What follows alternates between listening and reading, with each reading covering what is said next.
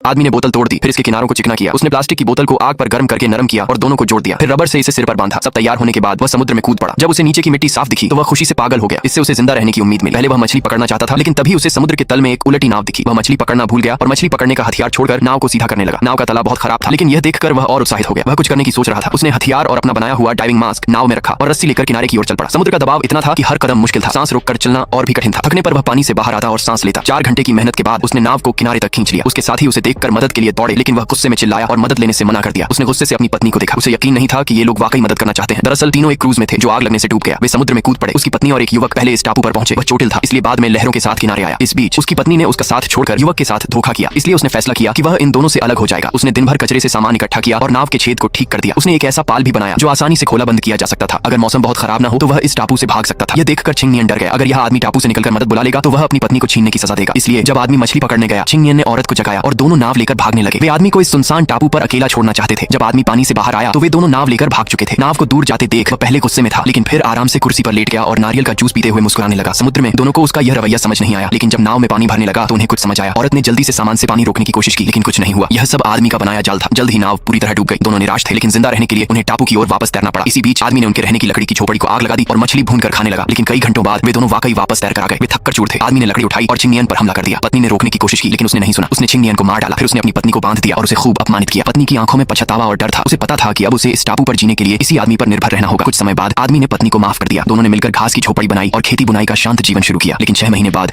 एक जहाज ने उनकी इस खुशी को तोड़ दिया। पत्नी ने जहाज वालों से उसे ले जाने की गुहार लगाई। मछुआरे परिवार ने उसे ले लिया, लेकिन उन्हें नहीं पता था कि टापू पर आदमी भी है। जहाज पर मछुआरों ने औरत को खाना दिया। वह भूखी थी और तेजी से खाने लगी। मछुआरों को लगा कि उसने टापू पर बहुत तकलीफ झेली होगी। इसी बीच मछली पकड़ने गया आदमी पानी से बाहर आया। उसने जहाज देखा और सोचा कि पत्नी उसे लेने आई है। वह खुशी से हाथ हिलाने लगा, लेकिन पत्नी ने जहाज की खिड़की से उसे देखा और मछुआरों को कुछ नहीं बताया। जब उसे यकीन हो गया कि किसी को कुछ नहीं पता तो वह मुस्कुराई और उस लाइटर को निकाला जिसने उसे टापू पर जिंदा रखा था।